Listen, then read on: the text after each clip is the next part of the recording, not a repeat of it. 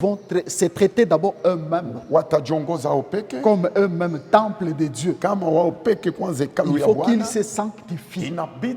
Et deuxièmement, il faut qu'ils sanctifient la maison de Dieu. Il ne faut pas venir au nom de Dieu avec une ruse derrière, non. Prêcher la parole de Dieu avec une ruse derrière, non.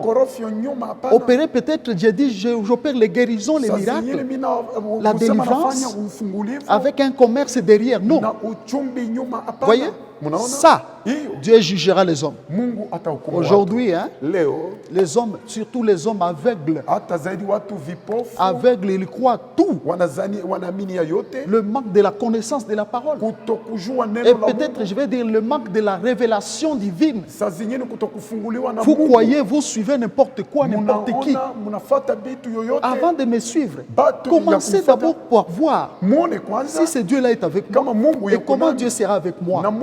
Si je ne suis pas, je n'observe pas sa parole comme il se doit. On amène la zizanie. Même dans la parole de Dieu, on la falsifie. Les hommes acceptent. Non, frère. Alléluia. Amen. Si je suis un faux serviteur, vous me suivez. Ça veut dire quoi? Je vous transmets ce qui est faux et je vous rends vous-même faux. Et je vous maudis. Même si je dis, soyez bénis, vous n'êtes pas réellement bénis. C'est ça l'évangile de Jésus-Christ. Maintenant, écoutez, les messages c'était lesquels? Mettez hors du temple, du sanctuaire, tout ce qui est impur. Voyez, aujourd'hui les gens cherchent la protection de Dieu. Il y en a même qui crient que 1000 tombent à mon côté, 10 000 à ma droite ne serait pas atteint.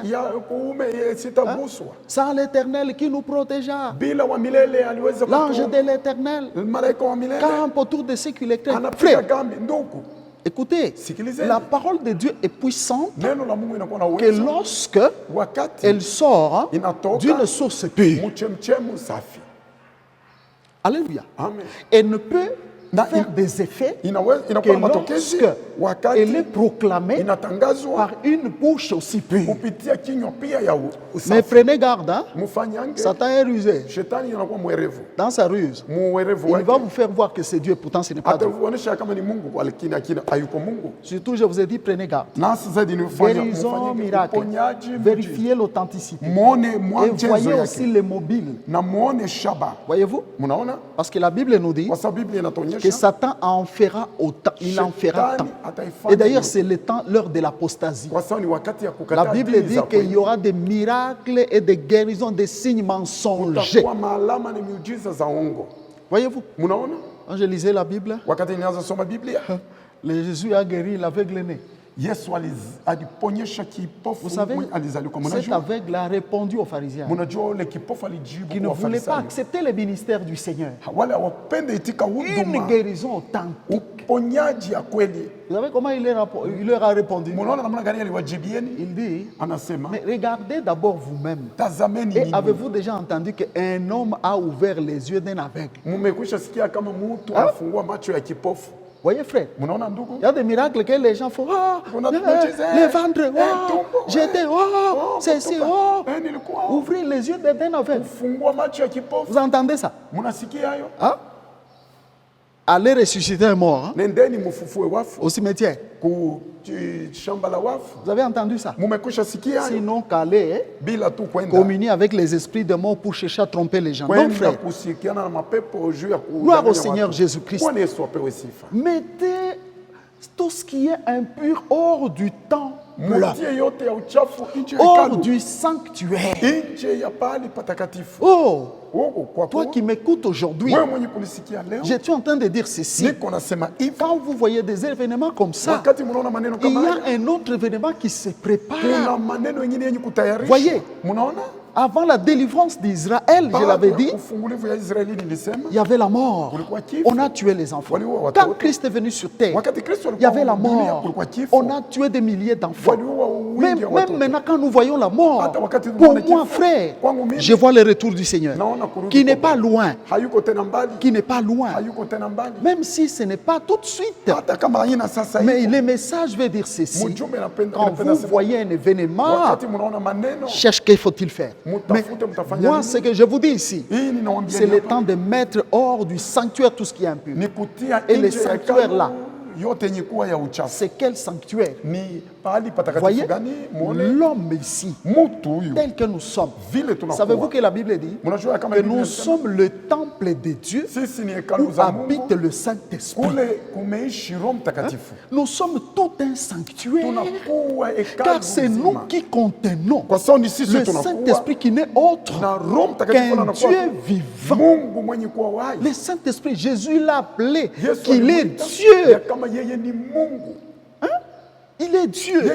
Alors si c'est moi qui le porte, il n'habite pas dans les maisons faites de main d'homme. Même dans les temples, beau qu'il soit, les plus beaux temples que Dieu a trouvés pour le Saint-Esprit, c'est ce qu'il a bâti lui-même. C'est l'homme. C'est ça le sanctuaire. Maintenant, dans ce sanctuaire-là, vous faites entrer ce qui est impur. Hein? Voyez-vous, frère, quand les gens s'enivrent, lorsque les gens fument, lorsque les gens se droguent, ils vont dire qu'ils sont les temples du Saint-Esprit. Lorsque les gens font sortir les mensonges, lorsque les gens parlent, et je vous dis, je le répète, l'homme bronche chaque jour par la langue. Par la langue. Il parle des choses qu'il n'a pas vues, il les confirme. Même comme s'il était là. Si l'autre a menti, ça veut dire que tu mens aussi. Voyez-vous, l'homme insulte. Dans les temples, il y a la haine. La haine. Frère, qu'est-ce qu'on ne voit pas dans ce monde d'aujourd'hui? Vous ne voyez pas le message qui se passe autour de nous. Les esprits du monde des ténèbres même se sont levés. Il y a des choses qui sautent aux oreilles, par exemple. Lorsqu'on tue les hommes gratuitement, vous voyez que c'est l'œuvre des hommes. C'est l'œuvre des esprits. Hein? Ce sont eux qui ont la mission de détruire. Ils détruisent même pas pour gagner quelque chose. Ça, c'est le diable, c'est ça son travail. C'est la mauvaise, la plus mauvaise heure dans notre pays, partout au monde. Ôtez. Il dit lui-même, mettez hors du sanctuaire tout ce qui est impur. Vous trouvez quelqu'un avec la haine dans les cœurs? Vous trouvez quelqu'un avec un cœur chargé? Jésus a dit que c'est du dedans du cœur que viennent toutes les mauvaises choses. Les vols, le meurtre, les impudicités, les adultères, etc. etc. C'est l'heure d'ôter. Voyez-vous, si vous êtes chrétien, passe tout ton temps, hein, comme Christ a dit, heureux ceux qui lavent leur robe et non pas amener les costumes au pressing. Tout le temps les habits dans la machine à laver, vous lavez, mais vous ne lavez pas votre propre vie, votre sanctuaire. Je l'ai dit, frère, le cœur, la pensée, l'esprit doit être conservé pur. Voyez le travail que Ézéchias a fait. Et il a dit quoi? Après cela, car moi j'ai besoin, j'ai envie de faire alliance avec mon Dieu pour qu'il nous sauve, qu'il nous délivre de tous ces mal. Quelqu'un veut être protégé par le Seigneur. Reviens dans son alliance. Si tu l'as transgressé, si tu l'as violé, je l'avais déjà dit, comme le fils prodigue, sortir dans la maison de Dieu, c'est briser l'alliance. Et quand il est revenu, son père lui a mis l'alliance. Vous voyez, ça veut dire qu'il est revenu dans l'alliance. Le père l'a accueilli. C'est un message d'espoir pour tout celui qui vit dans les désordres, pour celui qui détruit. Voyez-vous? Gloire au Seigneur Jésus. mettez hors du sanctuaire. Mutie nje Tout ya ce qui est hekalu. impur. Savez-vous, si vous lisez bien la Bible, Munajua wakati munasoma vizuri Biblia, lorsque Ézéchias a fait cette réparation, wakati Ezekia aliweza ça n'a tengeneza, pas tardé. haikugawia, Les ennemis se sont levés contre lui. maadui ilisimama juu yake. Et il est allé dans les temples. Na alienda ndani ya Pendant hekalu, qu'il plaidait, wakati alianza omba, le Seigneur lui a répondu. Bwana alimjibu. S'il n'avait pas réparé, Kama il ne hakutengeneza, serait pas plus fort que ses ennemis. hakupasha kuwa nguvu. Et il a eu la kuliko victoire maadui. Na alipata à ushindi cause juu de la réparation juu ya et de matengenezo la maison de l'Éternel ya qu'il avait chumba ya ouvert. wa milele ile alifungua. Gloire au Seigneur. Bwana Yesu apewe Nous sifa. lisons un autre texte. Tusome maandiko zingine. Nous sommes dans l'Évangile selon Matthieu, Tunasoma mu habari njema ya Mathayo chapitre 21. sura yake 21 Et nous allons lire du 12e au 14e verset. 12 mpaka 14. Jésus entra dans le temple de Dieu. Il chassa tous ceux qui vendaient et qui achetaient dans le temple. Il renversa les tables de changeurs et les sièges des vendeurs de pigeons. Et il leur dit, il est écrit, ma maison sera appelée une maison de prière, mais vous, vous en faites une caverne de voleurs. Des aveugles et de boiteux s'approchèrent de lui dans le temple. Et il est guéri. Il est guéri. Amen, amen, amen. Amen. Quelle méthode de guérison. Ufundi gani ya uponyaji? Écoutez, Sikilizeni. du temps d'Ézéchias, Wakati Ezekia qui n'avait que 25 ans, ule alikuwa na 25 ya miaka, il a sauvé tout un peuple. aliokoa taifa nzima. Oh, je vais encourager tous les jeunes. Na nitatilia moyo vijana wote Vous avez besoin de la sagesse comme Ézéchias, walitajiwa hekima kama Ezekia. un petit qui avait les yeux sur la maison de Dieu. Mudogo alikuwa na macho Du temps kuchunga ya d'Ézéchias, Mungu. Wakati ya les Ezekia, gens avaient fermé les portes watu waliweza funga milango de la maison de Dieu. ya chumba ya Mungu. Mais du temps de Christ, Lakini wakati ya Kristo, les portes de la maison de Dieu étaient ouvertes. milango ya chumba ya Mungu ilikuwa wazi. Voyez, Mnaona? cela était ouverte. Ile ilikuwa yenye kufunguliwa. Mais Lakini les portes étaient ouvertes, milango ilifunguliwa. mais à l'intérieur de la maison de Dieu, Ndani ya chumba ya wa milele ils ont transformé la maison de Dieu en marché. walibadilisha chumba ya Mungu musoko. Voyez, Mnaona? ils ont transformé. Waligeuza. On peut Wanaweza ouvrir kufungua milango les portes de la maison de Dieu. milango ya chumba Mais ya cela Mungu. ne suffit pas Lakini ile pour dire haielewi. qu'on a ouvert, Kusema comme walifungua beaucoup de gens crient. kama vile Oh watu non, qu'on ouvre l'église. Oh, Oh wafungue non, kanisa. on va ouvrir. watafungua. Mais l'église là qu'on va ouvrir, Lakini ile kanisa est-ce que c'est itafunguliwa. une église réellement Eti ni kanisa kweli? sur qui Dieu a le regard Pale Mungu ou anaangalia c'est une caverne de voleurs? au inakuwa tu chumba ya wezi? Ouvrir, on peut ouvrir. Kufungua wanaweza Ça a fungua. toujours été ouvert. Inafungua kila Voyez? mara. D'ailleurs, Kwanza avant peut-être que les malheurs n'arrivent, bado ole tout était ouvert, non? yote ilikuwa wazi. Voyez, sivyo? comme je le dis toujours, Kama vile anasema kila les mara. malheurs, ce n'est pas seulement le corona, Ole haiko paka c'est corona. un visiteur hein, Ni huyu qui est venu seulement maintenant. inakuwa Voyez? mgeni anafika Les paka malheurs leo. ont toujours été là. Lakini mabaya Les yanakuwa maladies kila ont mara. toujours été là. Magonjwa kila mara yuko. Aujourd'hui, on oublie même les sida. Leo tunasahau hata sida. Il est là, non? Yuko pale sivyo. On a dit que c'est fini. Banasema kama inamalizika. Est-ce que Dieu l'a enlevé? Eti Mungu anamuondosha. Hein? Oh, on a fait des recherches, on n'a pas trouvé le sida. Oh, Sida reste. Sida yuko. Sida reste. Sida yuko. La pale. solution, c'est quoi? Ukimu ni nini?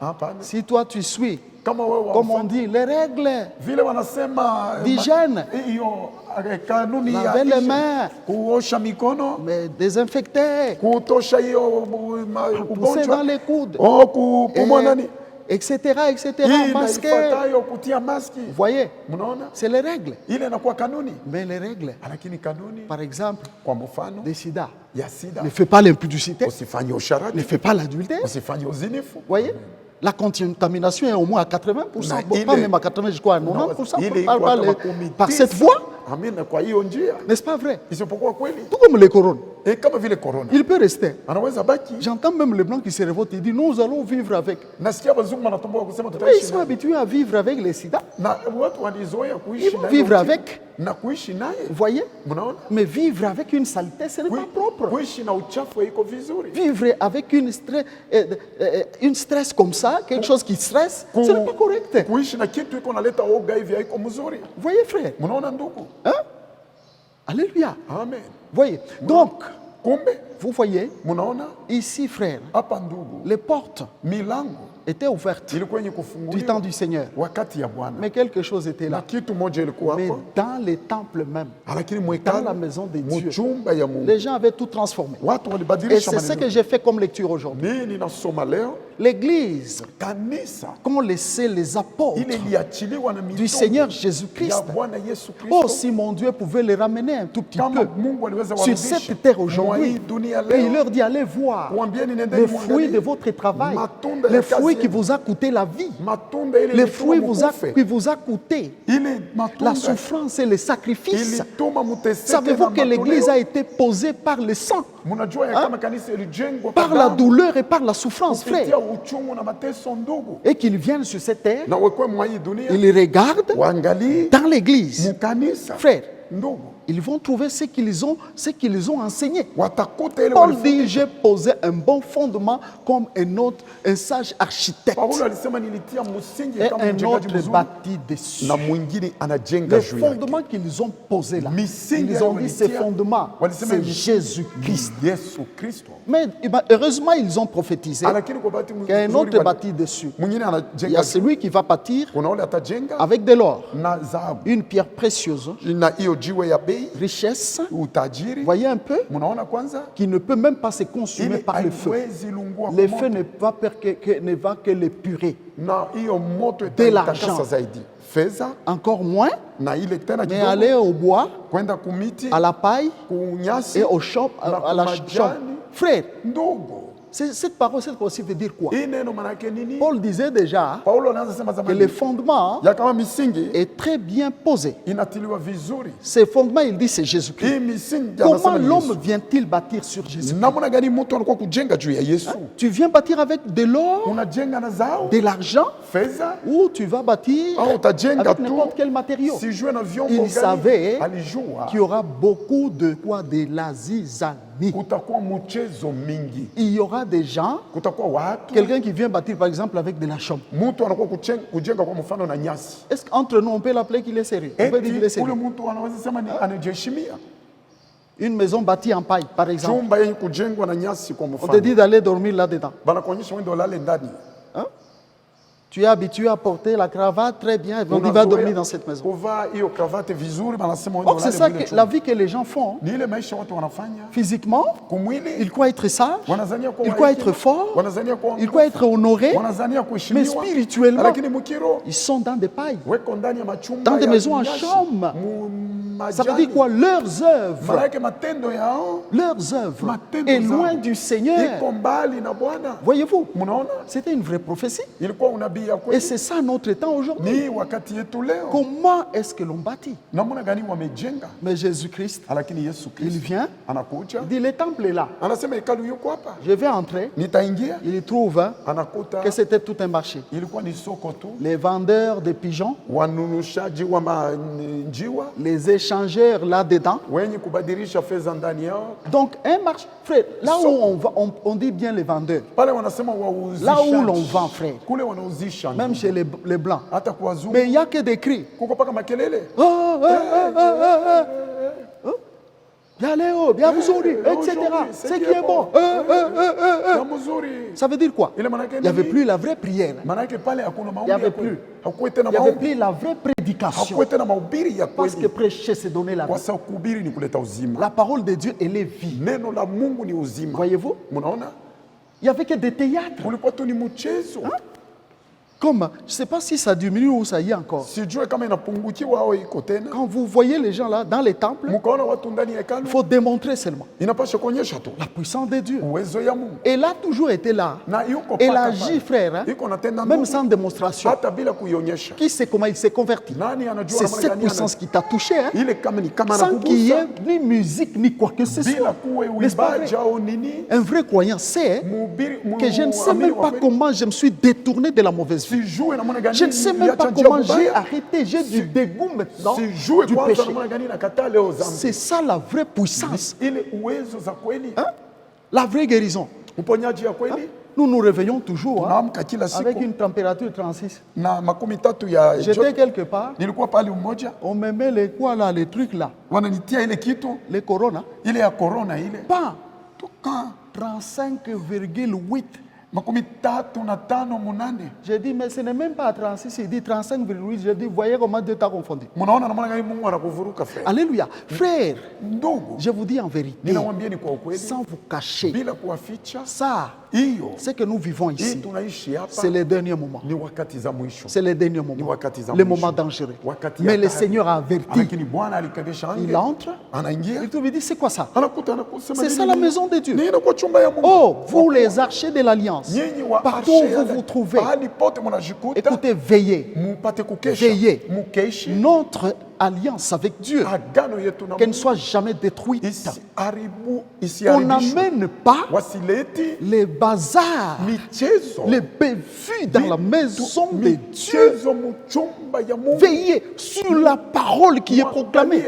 On n'est pas là pour sauter et transpirer et vous démontrer les choses du néant. On est là pour proclamer la vie. Vous montrez la voie de l'héritage éternel qui a fait l'objet de la mission du Seigneur. Il est venu pour nous communiquer la vie éternelle, nous laisser sur le chemin afin de marcher jusqu'à ce que nous les rejoindrons un jour et hériter éternellement, demeurer avec lui dans la vie éternelle. Et non pas, nous venons à l'église, alors c'est dans un marché. Les échangeurs ont déjà échangé la vérité à la fausseté. Ils ont échangé. Ils ont déjà échangé. La parole de Dieu falsifiée, ils ont déjà échangé. Les miracles, ils ont échangé. La guérison, on cite ces choses. Mais c'était dans la maison de Dieu, mais échangé. Voyez, frère. Et alors, le Seigneur est étonné. L'apôtre Jean dit ceci. Le Seigneur a fait un fouet. Un fouet. On avait déjà annoncé un message qu'on avait intitulé le fouet. Le thème c'était le fouet. Il a renversé les tables des échangeurs. Donc le fouet, là, frère, il a fouetté tous ceux-là qui ont fait de la maison de Dieu, comme il a dit, une caverne de voleurs. Aujourd'hui, dans les maisons de Dieu, il n'y a pas de voleurs. Par exemple, on achète un terrain avec l'argent de l'église, mais on met par exemple à mon nom. Ne suis-je pas un voleur à ce moment-là? Est-ce que je ne dis pas la vérité? Alléluia. Amen. Ce n'est pas seulement ça. Voyez, si je commence à vous vendre les histoires ici, voyez, l'homme est naïf. Je vous dis, il suffit que je dise seulement que j'ai eu une révélation. Dieu m'a révélé que le bonbon ici, ce bonbon que vous voyez ici, je l'ai béni au nom de Jésus. C'est lui qui achète ça à $10. Il sera guéri. Vous allez acheter, tout le monde sortira ici avec un bonbon à la bouche. Moi je mets les $10. On fait de la maison de Dieu une caverne de voleurs. Voyez un peu? Voyez? Hein? Oh, donnez les offrandes. Comme j'apprends, on donne les offrandes. Oh, allez soutenir, c'est pas moi, les joueurs. D'abord, l'offrande est à Dieu. Oui. Et les hommes, hein, ils vont même acclamer. Oh, frère, voyez, le Seigneur a montré noir sur blanc. Et attendez-vous au fouet. Hein. Il viendra ce fouet-là. Attendez-vous à ça. Voyez? Et après avoir sanctifié, mis dehors les impuretés dans les temples. Donc vous voyez que ce qui s'est passé du temps d'Ézéchias, le Seigneur l'a fait aussi. C'est lui-même, le souverain sacrificateur. Il l'a fait aussi. Mettre dehors tout ce qui est impur. Je l'ai dit ici, l'homme est le temple véritable de Dieu où habite le Saint-Esprit. Tu ne peux pas laisser ces temples être détruits faire de ces temples une caverne de voleurs. Non. Et quand on a mis dehors tout, les temples étaient vides. Toilettes spirituelles. Tout était propre. Vous savez ce que la Bible dit?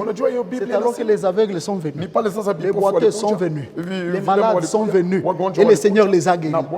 La guérison de Dieu, ce n'est pas ce que les gens pensent. Hein?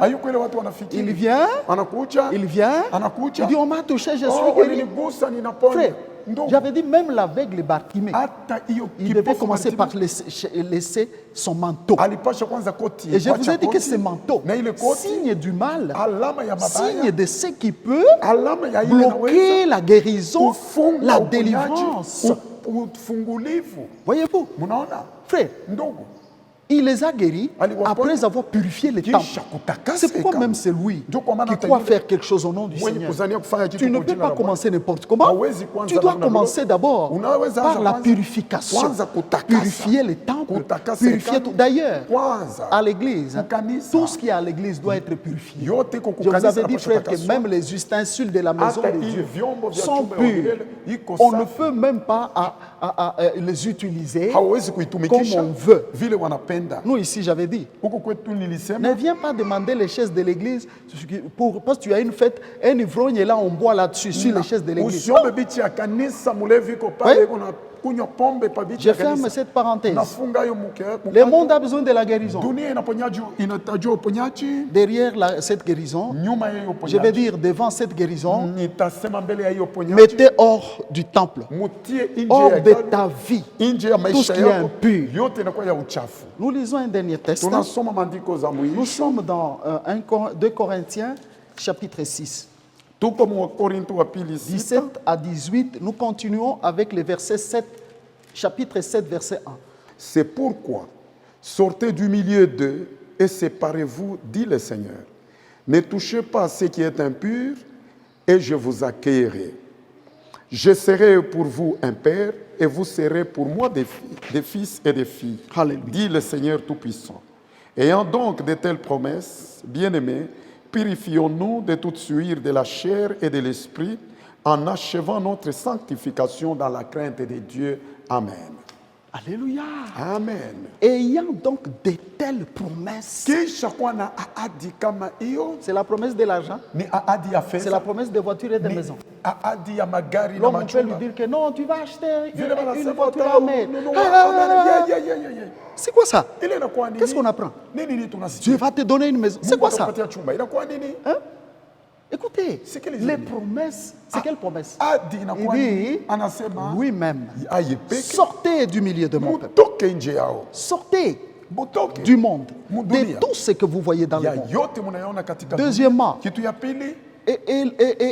éloignez-vous de tout ce qui est impur. Et je vous accueillerai. Je vais être votre Père. Et vous allez être mes fils et mes filles. Je vais être votre Dieu. Et vous allez être mon peuple. Heureux le peuple dont Dieu est leur Père et leur Dieu. Les fils et les filles dont Dieu est leur Père. C'est ça la promesse. Jésus est venu nous montrer un Père compatissant, qui a tout, de qui viennent toutes choses, qui peut tout faire pour nous. Alléluia. Voyez-vous, les problèmes, c'est de sortir, c'est de séparer et d'éloigner tout ce qui est impur. Et deuxièmement, il dit quoi? Je vous accueillerai. Vous voyez? Et il va jusqu'à dire au chapitre 7. Il dit, ayant donc de telles promesses, purifions-nous donc de toute souillure de la chair et de l'esprit. Vous voyez? La chair, le corps, il n'est pas à nous. Il appartient à Dieu. L'homme n'est pas appelé à l'essuyer. À l'essuyer par n'importe quoi. Les troubler par je ne sais pas moi, des livrogneries, des quoi, les détruire parce qu'on peut mettre dessus et de l'esprit. c'est là le domaine de Dieu même. Le sanctuaire, notre esprit. Je vous ai dit, c'est là où il y a les pensées. Si tu as de mauvaises pensées, tu acceptes les mauvaises pensées. C'est une souillure. Voyez, etc. Et la Bible dit, achevons notre sanctification par la crainte de Dieu. Celui qui craint Dieu, c'est celui qui se sanctifie. Et qui craint Dieu, c'est celui qui s'éloigne du mal, qui se détourne du mal. Or, le mal, c'est ça le menu de chaque jour dans ce monde ici. Quand vous vous réveillez, avec les fausses informations sur la bouche, avec la haine, vous vous réveillez, déjà, on pense qu'à courir pour aller pécher. Et le lendemain, on est à l'église. On fait semblant. Je n'ai pas le temps. Mais j'ai lancé un message au monde. J'avais dit la fois passée, c'est l'heure du retour. J'ai dit aujourd'hui, c'est l'heure d'ôter ce qui est impur dans les sanctuaires. La guérison va entrer. Que Dieu vous bénisse.